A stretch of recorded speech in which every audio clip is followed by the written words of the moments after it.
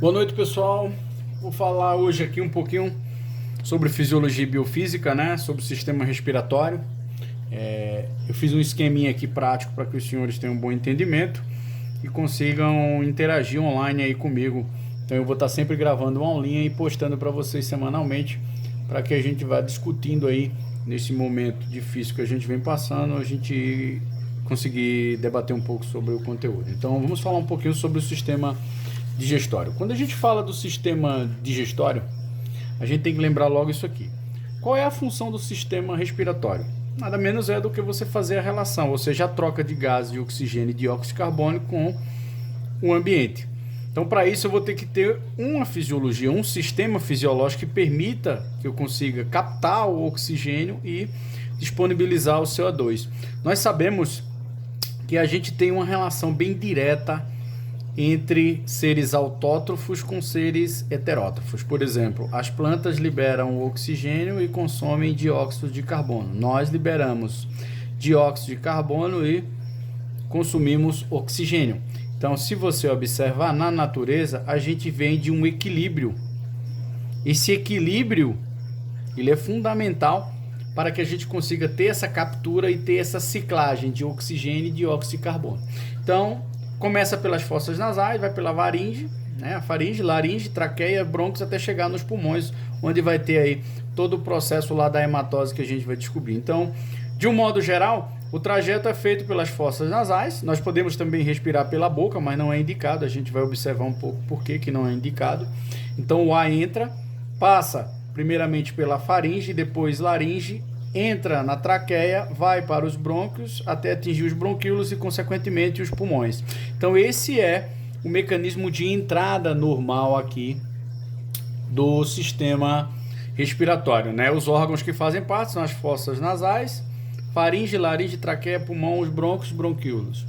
E ele geralmente é constituído por dois grupamentos, né? As vias respiratórias, que descarta o pulmão, nesse caso entraria as fossas, laringe, faringe, traqueia, brônquios e bronquíolos, e os pulmões propriamente dito. Então, quando a gente fala do sistema respiratório, a gente tem que ter essa noção básica aqui do início, que seria as fossas nasais. Aqui eu fiz um esqueminha prático mostrando aqui a entrada do ar. Então a gente tem uma região rica em mucosa e temos aqui muitos vasos sanguíneos. Você pode observar que qualquer pancada nessa região sangra logo, é muito comum. Então, qual seria a função das fossas nasais? Então a gente pergunta qual é a função, né? A função é filtrar o ar, porque ele tem pelos e cílios, aquecer o ar, porque ele é bastante vascularizado, então o ar ele consegue ter essa troca de calor, já que os vasos sanguíneos conduzem sangue e o sangue ele é aquecido, e através da mucosa a gente consegue umidificar. Por que não é interessante respirar pela boca? Porque a gente perde essas capacidades, a gente não aquece o ar, não filtra e não umidifica. Então a gente perde qualidade no ar que você está tendo acesso. Após as fossas nasais, a gente tem a faringe, que a função principal é de comunicar. Comunicar quem? As fossas e a laringe. É um canal de comunicação entre as fossas nasais e a faringe. E ela também é muito comum no sistema digestório. Então ela também faz parte do sistema digestório, bem como o sistema respiratório. Quando a gente fala da laringe, que é o próximo canal, a gente vai lembrar o seguinte: existe a epiglode, que é uma válvula, que nós vimos que a epiglode, essa válvula, ela é responsável, ela auxilia também o sistema digestório. É ela que manda ir para o esôfago e é ela quem manda passar ar para a laringe. É aí onde você tem o engasgar, o tossir, porque na traqueia você só deve permitir a passagem de quem? Do ar. Você não deve permitir a passagem de outra coisa, só o ar. Então, localiza-se no pescoço, tecido elástico e flexível, situam as cordas vocais e se comunicam com a traqueia. Essas são as principais funções da laringe. Já a traqueia, que é logo abaixo, a traqueia ela é feita de cartilagem, ela localiza-se na frente do esôfago, ela tem de 12 a 15 centímetros de comprimento, né? Tem muco e células ciliadas, aí entra aquela questão da umidificação e nas células ciliadas a filtração. Então a traqueia ela tem duas ramificações que vai desembocar onde? Nos brônquios e consequentemente nos bronquíolos. Mas você vê que a laringe ela tem essa interferência da epiglote, que ajuda a direcionar o sistema digestório, que é uma glândula comum, e você tem o sistema de traqueia, muito comum aí nessa bifurcação. A traqueia ela é cartilagem e, consequentemente, muita gente diz, pode ter fratura da traqueia? Pode. Por que às vezes quebrar o pescoço é grave, né? Porque você bloqueia isso aqui e, consequentemente, você não tem passagem de ar. Então, você pode morrer por asfixia. O problema é que, dependendo do trauma que você tem do acidente, você não consegue ter praticamente aqui um socorro imediato para você ter esse procedimento aí. Quando a gente fala aqui dos brônquios, a gente tem aqui os brônquios e temos, consequentemente, os bronquíolos que vão desembocar onde? Nos alvéolos. Esses alvéolos, pessoal, são caixinhos. Na verdade, são aberturas, são canais onde é bastante vascularizado, onde o ar passa, o ar vai passar aqui pelos alvéolos e vai ocorrer o fenômeno da hematose. O ar, para vocês terem uma ideia, ele tem 21% de oxigênio. Então esse oxigênio ele entra aqui, pelos canais dos alvéolos e ele oxigena. Como é que seria isso? Quando você pega o ar, por exemplo, a pressão do oxigênio é muito maior do que o alvéolo. Então, consequentemente, ele consegue passar por difusão o oxigênio para o alvéolo. E o alvéolo direciona isso para onde? Para o sangue. Do mesmo jeito que a pressão do CO2 no sangue, ele é maior do que o alvéolo. Então, consequentemente, essa pressão de CO2 aqui, na verdade, essa pressão do CO2 no alvéolo ele é menor, o que, consequentemente, não deixa o CO2 entrar, mas o CO2 consegue sair do sangue para o alvéolo e, consequentemente, sair do alvéolo, consequentemente, para o meio externo e você proporcionar aí a hematose. Então, no sangue, a gente permite que o oxigênio entre porque a pressão ele é maior fora. E o CO2 ele sai porque a pressão ele é maior dentro do sangue. Então eu tenho muito mais CO2 no sangue do que o oxigênio em relação à quantidade de pressão, que faz com que você consiga expulsar isso.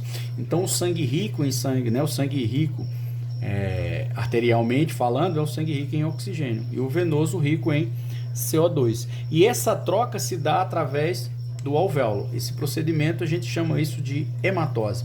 Então, na verdade, essa passagem se dá por difusão, que é uma passagem direta, e isso depende da diferença de quê? De pressão que vai acontecer nisso daí. Então, quando você pega, por exemplo, no sangue, tá aqui o vaso sanguíneo e tá aqui as hemácias. Então, por que eu consigo, por exemplo, pegar essa hemácia e jogar o oxigênio, por exemplo, na célula? Porque no sangue, a pressão de oxigênio ela é maior do que a pressão de oxigênio, por exemplo, na célula. Então, se você observar, no sangue, a hemácia ela vem transportando o oxigênio, só que a quantidade de oxigênio, a pressão desse oxigênio aqui é muito maior do que dentro da célula. Então, ele consegue passar por difusão direta. Então, a pressão parcial do oxigênio ela é maior do que a pressão parcial do oxigênio. E o contrário é com CO2. A célula consegue expulsar CO2 porque a pressão interna do CO2 é maior, então ela consegue jogar no sangue, o sangue consegue levar isso para onde? Para o alvéolo, e o alvéolo consegue expulsar isso através do mecanismo da expiração. Então esse procedimento que acontece a gente chama de hematose. Então existe uma diferença entre ventilação e respiração que a gente vai falar lá na frente. Então a respiração é o fenômeno da queima da glicose, a ventilação é esse procedimento que eu acabei de falar. O pulmão, ele tem o pulmão direito e o esquerdo tem 2 lóbulos, o direito tem 3, aqui é lógico, tem um espaço para a cavidade do coração, e ele fica onde? Na caixa torácica, que você viu isso em anatomia, A caixa torácica é um envoltório ósseo que protege, Você tem o externo, você tem o diafragma, aquela musculatura, e você tem os músculos intercostais, que você faz subir e descer durante o período de inspiração e expiração. A pleura é uma membrana que reveste quem? Que reveste os pulmões. Então é uma serosa. Então ela tem a função de proteger e ela tem a função de evitar a perda excessiva de líquidos. Muito comum quando a gente está com resfriado, com problema respiratório, é muito comum isso acontecer. Então quando a gente fala dos movimentos respiratórios, fiz um esqueminha bem prático aqui. A gente pode inspirar e expirar. O que é inspirar? Quando você inspira, puxa o volume da caixa torácica, vai aumentar esse volume. Então a pressão diminui e o ar entra. Quando você expira, você diminui esse volume. Então a pressão ela diminui internamente e você força com que o ar consiga sair. Ventilação, nunca esqueçam, é diferente de respiração. Aí você diz por quê? Porque o que é ventilar? É uma entrada e saída de ar dos pulmões. É o que a gente usa, por exemplo, aí com esse coronavírus com os ventiladores. Os ventiladores fazem esse mecanismo mecânico. Mas se você tiver um problema na respiração, você vai morrer independente do respirador. Porque o que é a respiração? A respiração ela acontece exclusivamente na célula. É você pegar glicose, oxidar, liberar energia, gás carbônico e água. É tanto que tudo que você come, você libera na forma de gás para a atmosfera o CO2, que é liberado na inspiração. E você libera vapor de água. Isso é respiração. Isso acontece a nível de célula. Ventilação é apenas um mecanismo de troca gasosa. E quem é que controla a ventilação? Nós temos os neurônios do bulbo que faz isso, quimiorreceptores também que são relacionados a perceber essas pressões parciais, tanto do CO2 como do oxigênio, tá? Se a pressão estiver baixa do CO2 e baixa do O2, a gente consegue ter um controle da ventilação, aumentando ou diminuindo a ventilação, a acidez e temperatura. Esses são os mecanismos bioquímicos que podem interferir aí na ventilação. Outra coisa importante é o mecanismo de acidose e alcalose. O sangue ele é um sistema tamponado. O que é esse sistema tamponado? Então, ele evita variação de pH. O que seria essa variação de pH? Por exemplo, nós temos CO2, a maioria do CO2 está dissolvido no plasma na forma de íon bicarbonato. Então, esse íon bicarbonato, ele se decompõe, em hidrogênio. Por quê? A gente tem CO2 em contato com a água do sangue, forma ácido carbônico. Esse ácido ele é muito instável, então ele se desequilibra, ou seja, se decompõe em IH+, e HCO3-, que é o chamado íon bicarbonato. Então, quando você tem muita acidez, esse íon ele interage, aumentando a quantidade de quem? De CO2. Consequentemente, o pH fica menor que 7, porque tem muito hidrogênio e vai acidificar.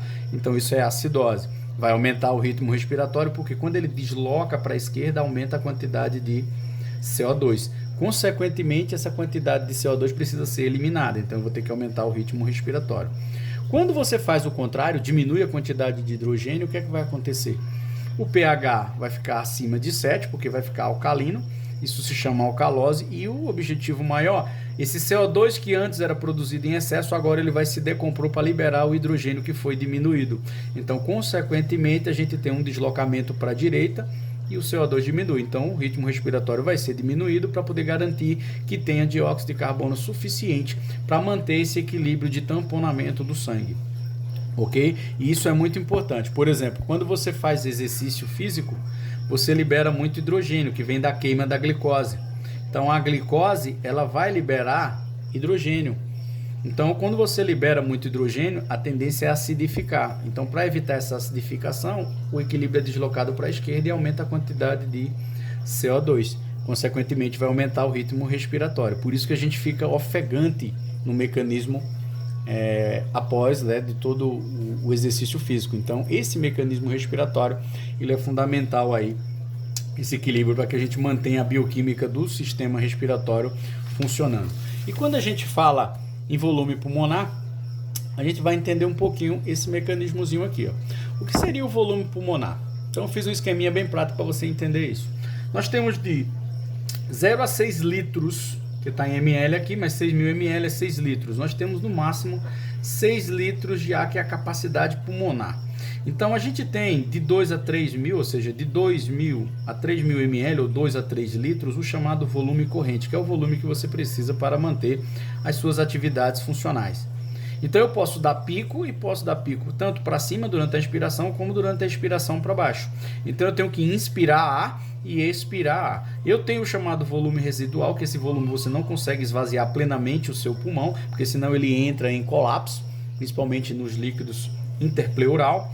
Você tem que manter uma quantidade, que é o que a gente chama de volume residual, e a capacidade pulmonar ela vai até 6 litros de ar. Dependendo do esforço físico, se for um atleta de alto desempenho, sim, ele pode ter um aumento, mas também ele pode ter esse volume pulmonar, essa capacidade pulmonar reduzida. É o que acontece, por exemplo, a gente reduz quando você tem, por exemplo, enfisema, você enrijece o sistema e você não tem essa capacidade de expandir e contrair. Então, esse sistema do volume pulmonar é muito importante para você analisar. Então, você pode usar os espirômetros para você ver a quantidade de O2, a quantidade de CO2 e outros gases que possam estar aí influenciando aí no mecanismo pulmonar. Então, com essa pequena aula que eu preparei para vocês, eu espero que vocês tenham assim uma certa noção da fisiologia respiratória e mostrar como ela é importante para que a gente tenha um sistema pulmonar mais eficiente. Então, um dos cuidados que você tem que ter é justamente aqui nos mecanismos, principalmente na área da saúde, de alcalose e acidose. Esse daqui é uma das maneiras mais fáceis da gente desequilibrar um pouco aí o ritmo respiratório. Ok, pessoal? Espero que vocês tenham gostado e que na próxima aula a gente continua debatendo com o sistema circulatório. Até a próxima, juízo, viu? E façam as atividades que tá lá no AVA.